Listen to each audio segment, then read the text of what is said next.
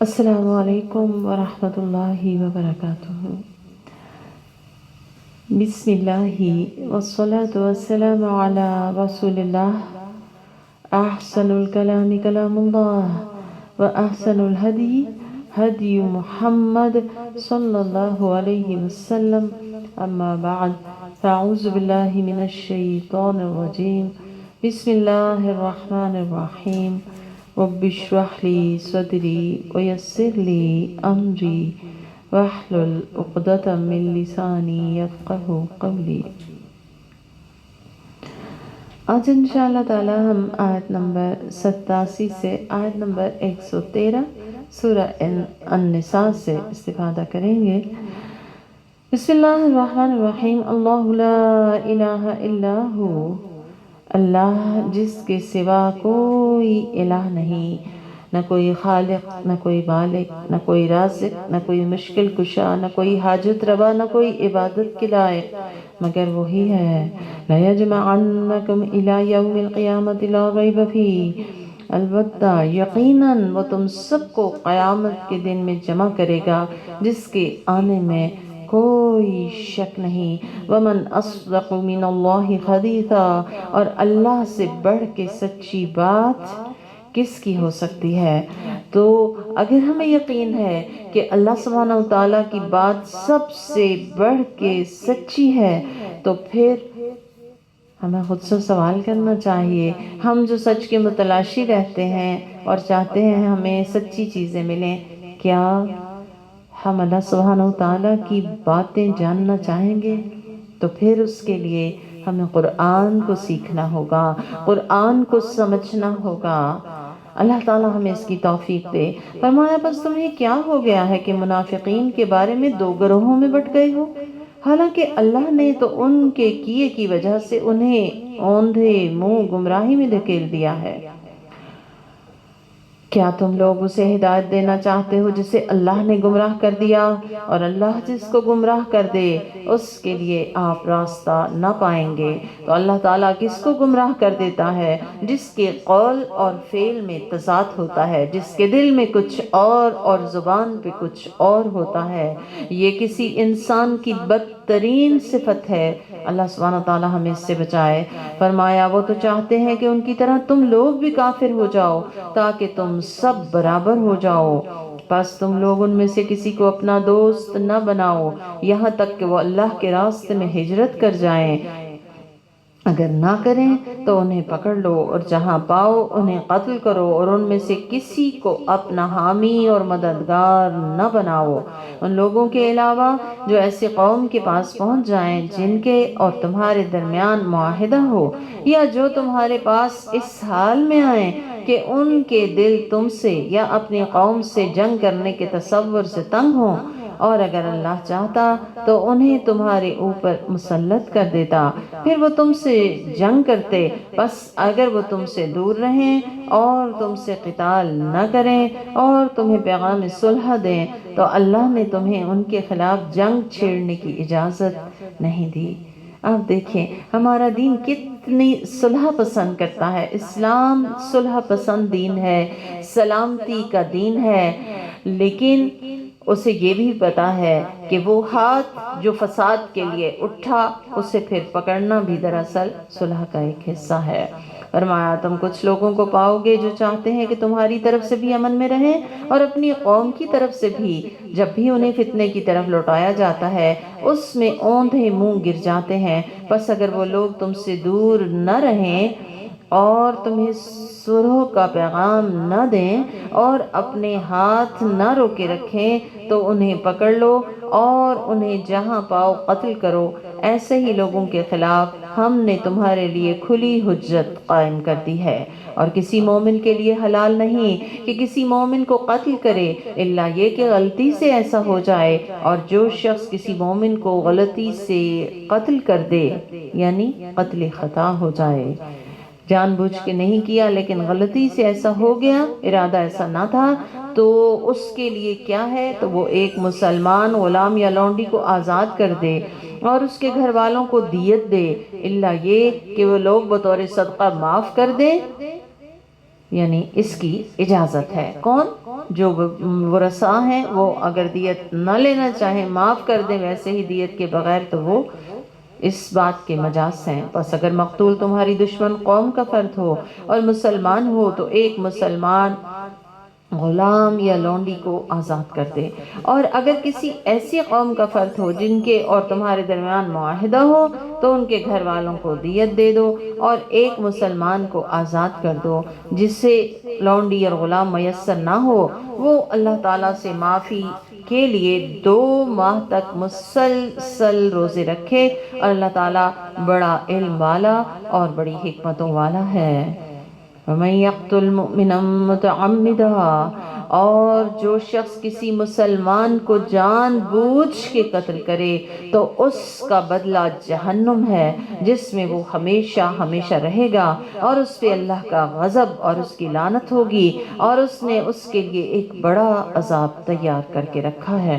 حدیث میں آتا ہے کہ پوری دنیا کا زوال، یعنی پوری دنیا کا ختم ہو جانا ہلکا ہے اللہ کے نزدیک کسی مومن کے قتل سے، یعنی اللہ کے ہاں مومن کی جان کی اتنی ویلیو ہے۔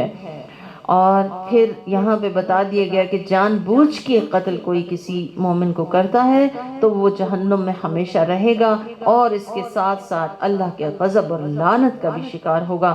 نبی کریم صلی اللہ علیہ وآلہ وسلم نے فرمایا 3 آدمیوں پہ اللہ تعالیٰ قیامت کے دن سب سے زیادہ غضبناک ہوگا۔ ایک جو حرم میں الحاد کرے، دوسرا جو اسلام میں جہالت کا طریقہ تلاش کرے، اور تیسرا ناحق قتل کرنے والا۔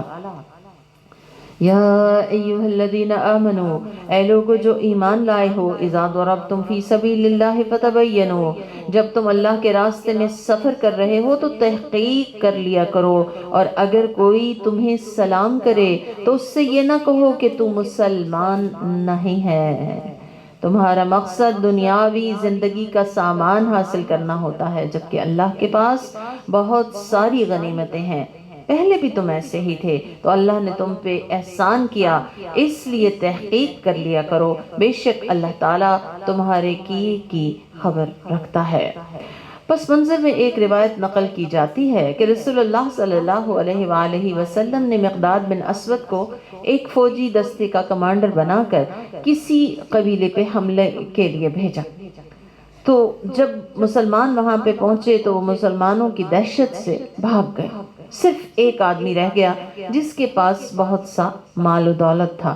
اس نے ان کے سامنے کلمہ شہادت پڑھا، یعنی اسلام کا اقرار کر لیا، لیکن اس کے باوجود مقداد نے اس کو قتل کر دیا۔ اس پر ایک صحابی نے کہا کہ آپ نے ایک ایسے شخص کو قتل کیا ہے کہ جس نے کلمہ شہادت پڑھ لیا تھا۔ میں یہ واقعہ رسول اللہ صلی اللہ علیہ وسلم سے ضرور بیان کروں گا۔ چنانچہ جب انہوں نے یہ واقعہ رسول اللہ صلی اللہ علیہ وسلم سے بیان کیا تو آپ صلی اللہ علیہ وسلم نے حضرت مقداد کو طلب کیا اور پوچھا کہ قیامت کے دن تم کلمہ لا الہ الا اللہ کا کیا کرو گے، یعنی کیا جواب دو گے اللہ کو۔ اس پر یہ آیت نازل ہوئی۔ تو یہاں پہ ہمیں واضح بتا دیا گیا کہ انسانوں کو معاملہ انسانوں کے ظاہر پہ کرنا چاہیے، الا یہ کہ کوئی ٹھوس ثبوت یا دلیل موجود ہو، یعنی ہم خود سے خود کسی کو یہ نہیں کہہ سکتے کہ تمہارے دل میں یہ ہے، الا یہ کہ اس کا عمل اس کی تصدیق کر رہا ہو۔ تو بہرحال کلمہ لا الہ الا اللہ بذات خود بہت وزنی چیز ہے، اور اس لیے اس کا ایک اللہ سبحانہ وتعالیٰ نے ایک احترام رکھا ہے، ایک ادب رکھا ہے، اور اس کا ایک مقام رکھا ہے۔ تو کلمہ نہ صرف پڑھنا چاہیے بلکہ اس کو سمجھنا چاہیے، اور پھر جو بھی کلمہ گو ہو اس کی عزت اور تکریم ویسی ہی کرنی چاہیے جیسے کہ اللہ سبحانہ وتعالیٰ نے ہمیں حکم دیا ہے۔ فرمایا لا يستوي القاعدون من المؤمنین غیر اولی الضرر والمجاہدون فی سبیل اللہ باموالہم وانفسہم، بغیر عذر کے جہاد چھوڑ کے گھر بیٹھ رہنے والے مسلمان اور اللہ کے راستے میں اپنی مالوں اور اپنی جانوں سے جہاد کرنے والے برابر نہیں ہو سکتے۔ قربانی کرنے والے اور نہ کرنے والے، اللہ کے راستے میں تھکنے والے اور بیٹھ رہنے والے، آرام کرنے والے برابر نہیں ہو سکتے۔ فرمایا اللہ نے اپنے مالوں اور اپنی جانوں کے ذریعے جہاد کرنے والوں کو بیٹھ جانے والوں پہ 1 گنا فضیلت دے رکھی ہے، یعنی جو جان بھی لگائے، مال بھی لگائے، کچھ بھی بچا کے نہ رکھے تو وہ اللہ کے نگاہ میں افضل ہے۔ تو یہاں پہ بہت واضح طور پہ بتا دیا، ایک وہ شخص ہے جو گھر بیٹھ کے نماز روزہ کرنے والا ہے، اور ایک وہ ہے جو اللہ کے راستے میں نکل کے محنت مشقت کرنے والا ہے، ہر اس رکاوٹ کو دور کرنے والا ہے جو اللہ کے راستے میں مزاحم ہے اور بڑے درجے کا مسافر ہے۔ تو دونوں برابر نہیں ہے اللہ کے نگاہ میں۔ دنیا کے حوالے سے تو ہم بڑے میکسیمائزر ہوتے ہیں اور ہمارا دل کرتا ہے یہ بھی ہمیں مل جائے، ہم سب سے اعلیٰ اور افضل ہو جائیں، تو اللہ کے نگاہ میں افضل ہونے کے لیے پھر تھکنا پڑتا ہے، کوشش کرنی پڑتی ہے، پتھر کھانے پڑتے ہیں اور بہت سے ناروا رویے سہنے پڑتے ہیں۔ بات ہے جہاد کرنے والوں کی۔ آپ صلی اللہ علیہ وسلم سے پوچھا گیا کہ لوگوں میں سب سے افضل کون ہے؟ فرمایا جو اللہ کے راستے میں جان اور مال سے جہاد کرے، اس کے لیے درجات ہیں، مغفرت اور رحمت ہے۔ یہاں بھی فرما دیا گیا کہ جہاد کرنے والوں کے برابر وہ لوگ نہیں ہو سکتے کہ جو بیٹھ رہتے ہیں۔ آپ صلی اللہ علیہ وسلم سے جب افضل عمل کے بارے میں پوچھا گیا تو آپ نے فرمایا اللہ پہ ایمان لانا اور اس کے راستے میں جہاد کرنا۔ احمد، طبرانی اور حاکم نے اس کو روایت کیا ہے۔ عبادہ بن سامت کہتے ہیں رسول اللہ صلی اللہ علیہ وسلم نے فرمایا اللہ کے راستے میں جہاد کرو، بے شک جہاد فی سبیل اللہ جنت کے دروازوں میں سے ایک دروازہ ہے، اور اس کے ذریعے سے اللہ تعالیٰ رنج اور غم دور کر دیتا ہے۔ جہاد ہر اس کوشش کا نام ہے جو ہر اس قوت کو ہٹا دے، راستے سے پرے کر دے، راستہ صاف کر دے جو اللہ کی طرف جانے میں مزاحم ہے۔ یہ تعلیم دین بھی ہے، یہ تبلیغ دین بھی ہے، اور اس کا سب سے اعلیٰ درجہ قتال فی سبیل اللہ ہے۔ رسول اللہ صلی اللہ علیہ وسلم نے فرمایا جنت میں 100 درجے ہیں جو مجاہدین کے لیے تیار کیے گئے ہیں، اور ہر درجے کے درمیان اتنا فاصلہ ہے جتنا زمین اور آسمان کا۔ تو اللہ سبحانہ وتعالی ہمیں اپنے راستے میں جہاد کی توفیق دے اور اپنے راستے میں شہادت کی موت دے۔ فرمایا اگرچہ اللہ نے ہر ایک سے اچھے اجر کا وعدہ کیا ہے، اور اللہ نے مجاہدین کو بیٹھ جانے والوں پہ اجر عظیم کے ذریعے فضیلت عطا فرمائی ہے۔ درجات منہ ومغفرۃ ورحمہ، اس کی طرف سے درجے ہیں، اس کی طرف سے گریڈز ہیں۔ تو ہم سب اپنا جائزہ لے لیں کہ میں کس درجے کو پانا چاہتے ہیں۔ اعلیٰ درجے کے لیے اعلیٰ محنت کرنی پڑتی ہے، اعلیٰ قربانی دینی پڑتی ہے۔ فرمایا اس کی طرف سے بلند مقامات درجات ہیں اور مغفرت اور رحمت ہے، اور اللہ بڑا مغفرت کرنے والا اور نہایت مہربان ہے۔ تو اس کے ساتھ ساتھ ہمیں ایک اور واضح بات بتا دی گئی کہ سب برابر نہیں ہو سکتے۔ جتنی انسان کوشش کرے گا، جتنا انسان محنت کرے گا، جتنی تگ و دو کرے گا، اور جتنا اس کے حساب سے اس نے قربانی کی ہوگی، اس کا اجر اور اس کا درجہ اسی کے مطابق ہوگا۔ فرمایا بے شک جن لوگوں کی جانوں کو فرشتے اس حال میں قبض کرتے ہیں کہ وہ اپنے حق میں ظالم ہوتے ہیں، تو وہ ان سے پوچھتے ہیں کہ تم لوگ یہاں کیوں رہ گئے تھے؟ وہ کہتے ہیں کہ ہم لوگ اس سرزمین میں کمزور تھے۔ وہ کہتے ہیں کیا اللہ کی زمین کشادہ نہ تھی جہاں تم ہجرت کر کے چلے جاتے؟ بس ان کا ٹھکانہ جہنم ہوگا، اور وہ بہت ہی بری جگہ ہے۔ تو بہت واضح ایک پیغام ہمیں مل رہا ہے کہ ہر وہ ماحول، ہر وہ جگہ جو اللہ کی بندگی کی موافقت میں نہ ہو، اسے چھوڑ دینا چاہیے۔ ہر وہ دوستی، ہر وہ پیشن، ہر وہ ہابی جو کہ اللہ کی عبادت کے راستے کی رکاوٹ ہے، اس کو چھوڑ دینا چاہیے۔ ہاں، ایگزمپٹڈ کون ہے اس حکم سے؟ سوائے ان کمزور مردوں اور عورتوں اور بچوں کے جو کوئی تدبیر نہیں کر سکتے اور نہ جنہیں راستے کا پتہ ہے۔ تو امید ہے کہ اللہ انہیں معاف کر دے گا، اور اللہ تعالیٰ بڑا معاف کرنے والا اور مغفرت فرمانے والا ہے۔ اور جو شخص اللہ کے راستے میں ہجرت کرتا ہے وہ زمین میں بہت سی پناہ کی جگہیں اور کشادگی پائے گا۔ اور جو شخص اپنے گھر سے اللہ اور اس کے رسول کی خاطر ہجرت کی نیت سے نکلتا ہے، پھر اس کی موت آ جاتی ہے، تو اس کا اجر اللہ کے نزدیک ثابت ہو جاتا ہے، اور اللہ بڑا مغفرت کرنے والا اور نہایت مہربان ہے۔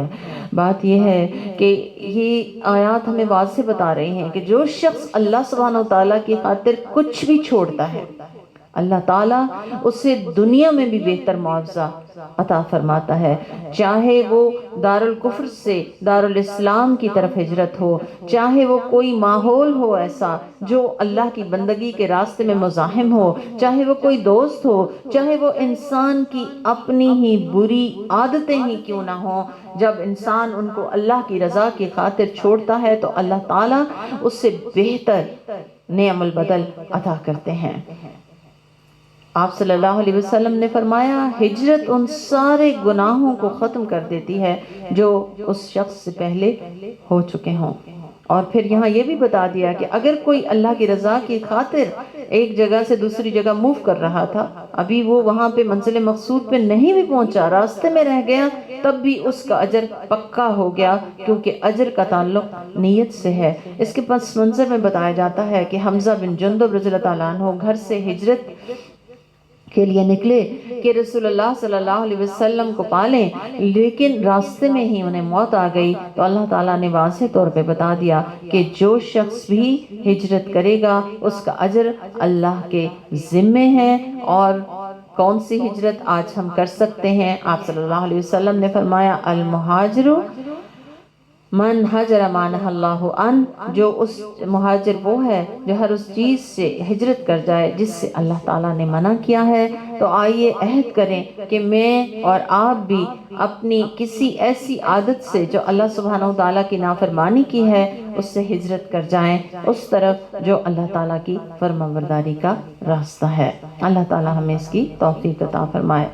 پھر اس کے بعد ایک انعام کا ذکر ہے جس کے بارے میں فرمایا گیا نماز قصر ایک انعام ہے جو اللہ نے تمہیں دیا ہے، لہٰذا اسے قبول کرو۔ فرمایا جب تم حالت سفر میں ہو تو نماز قصر کرنے میں تم پہ کوئی گناہ نہیں، قصر واجب ہے۔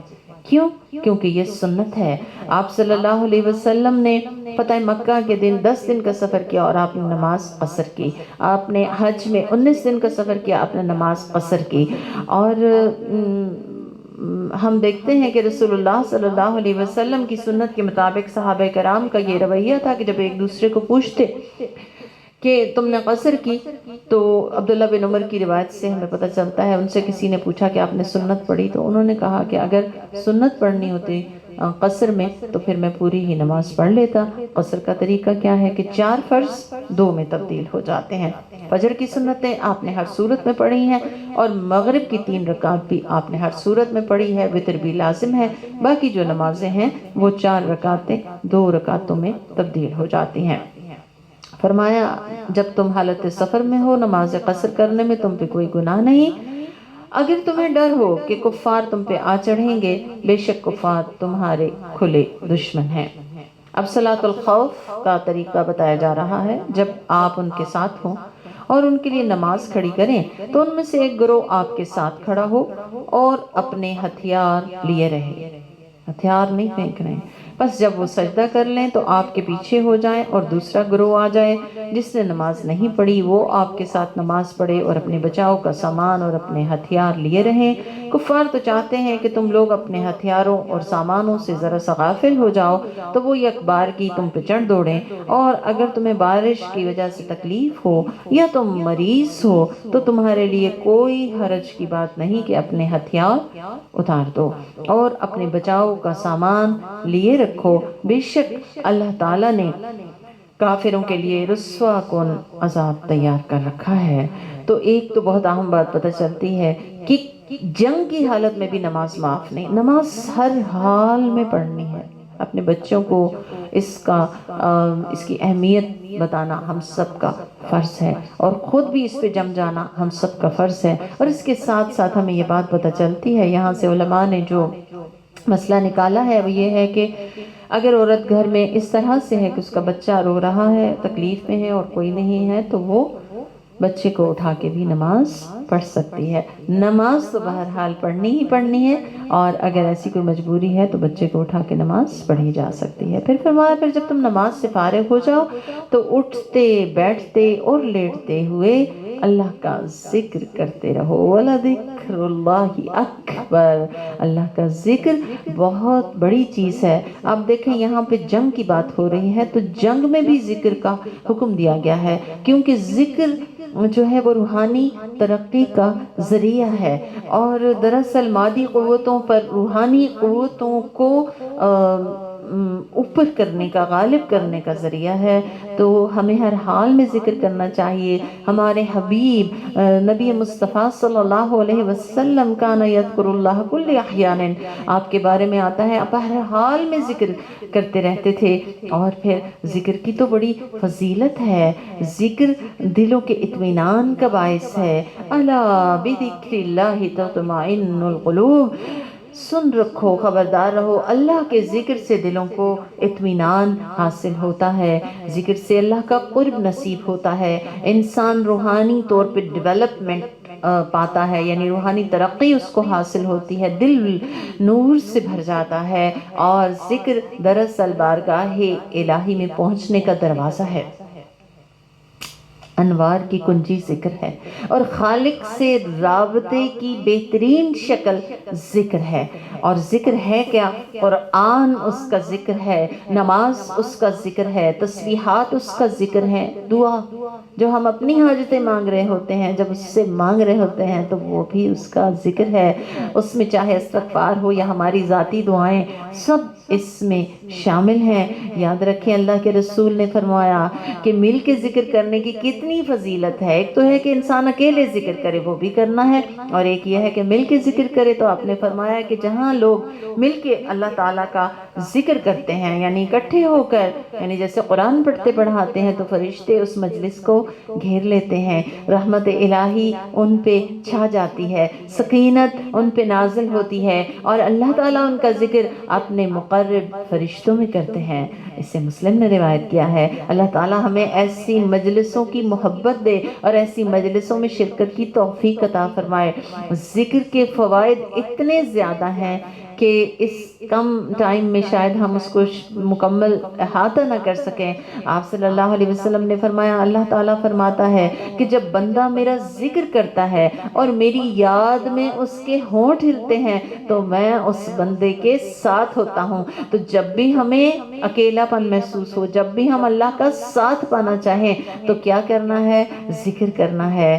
اور سبحان اللہ بھی ذکر ہے، الحمدللہ بھی ذکر ہے، اللہ اکبر بھی ذکر ہے، لا الہ الا اللہ بھی ذکر ہے، استغفر اللہ بھی ذکر ہے۔ آپ صلی اللہ علیہ وسلم نے فرمایا، اس دنیا میں وہ تمام چیزیں جن پہ سورج طلوع ہوتا ہے، ان کے مقابلے میں مجھے یہ کلمات سب سے زیادہ محبوب ہیں۔ اور وہ کون سے کلمات ہیں؟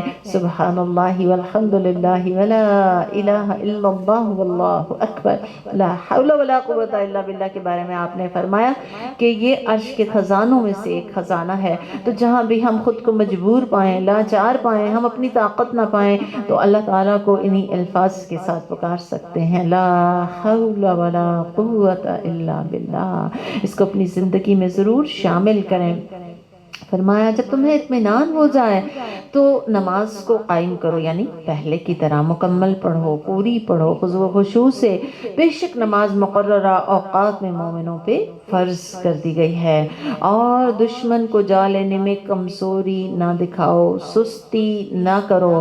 اگر تمہیں تکلیف پہنچی ہے تو جیسے تمہیں تکلیف پہنچی ہے انہیں بھی تکلیف پہنچی ہے، اور تم اللہ سے اجر کی امید رکھتے ہو جس کی انہیں امید نہیں۔ یعنی اگر اللہ کے راستے میں تم نکلتے ہو تو تمہارے لیے جنت اور اجر عظیم کا وعدہ دونوں صورتوں میں ہے، غازی ہو یا شہید، دونوں صورتوں میں۔ فرمایا اللہ بڑا علم والا اور بڑی حکمتوں والا ہے۔ اور اس کے ساتھ ساتھ ہمیں یہ آیت یہ پیغام دیتی ہے کہ فرائض کی ادائیگی میں سستی اور کمزوری نہیں دکھانی چاہیے۔ کام اگر مشکل لگ رہا ہے تو پھر ہمیں سوچنا ہوگا کہ اگر میں اس دنیا کے لیے اتنا کچھ تکلیفیں اٹھاتی ہوں تو آخرت تو ہمیشہ قائم رہے گی، اس کے لیے کیوں نہیں؟ اور پھر دنیا داروں کو دیکھیں کہ وہ دنیا کے لیے کیا کچھ قربانی نہیں دیتے، اور دنیا تو چند لمحے کی ہے اور اس کے بعد ختم ہو جانے والی ہے، تو دنیا دار دنیا کے لیے اتنی قربانی دیتے ہیں، میں تو آخرت کو ماننے والی ہوں، کیا میں آخرت کے لیے قربانی کرنے کے لیے تیار ہوں؟ یہ فیصلہ ہمیں خود ہی کرنا ہے۔ فرمایا بے شک ہم نے قرآن حق کے ساتھ نازل کیا ہے، بڑی پیاری آیت ہے، اِنَّا أَنزَلْنَا إِلَيْكَ الْكِتَابَ بِالْحَقِّ، ہم نے یہ جو کتاب آپ پہ نازل کی ہے یہ حق کے ساتھ نازل کی ہے، یہ کتاب حق ہے، اس کا بھیجنے والا حق، اس کا ہر حکم حق ہے۔ کیوں آئی ہے کتاب؟ تاکہ آپ لوگوں کے درمیان اللہ کی دی ہوئی بصیرت کے مطابق فیصلہ کریں اور آپ خیانت کرنے والوں کی طرف سے دفاع کرنے والے نہ بن جائیں۔ تو یہاں پہ کیا حکم ہے کہ کسی بھی شخص کا کوئی بھی ایسا معاملہ آ جائے کہ انسان اس میں فیصلہ کرے، چاہے جو بچوں کے درمیان گھر کے اندر خواتین ہی کر رہی ہوں، تو اس میں دونوں کا پوائنٹ آف ویو سن کے پوری شہادتیں لے کر پھر فیصلہ کرنا چاہیے، کیونکہ اس پہ ظاہر ہے کہ اللہ کے ہاں پکڑ ہے۔ فرمایا اللہ تعالیٰ سے مغفرت طلب کیجئے، بے شک اللہ تعالیٰ بڑا مغفرت کرنے والا، نہایت رحم فرمانے والا ہے۔ وَلَا تُجَادِلْ عَنِ الَّذِينَ يَخْتَانُونَ أَنفُسَهُمْ، ان لوگوں کے بارے میں جھگڑیے نہیں کہ جو اپنے نفسوں کے ساتھ خیانت کرتے ہیں، انہیں پروٹیکٹ نہ کیجئے، ان کی وکالت نہ کیجئے، اور نفس سے خیانت کیا ہوتی ہے یہ جاننا بہت ضروری ہے۔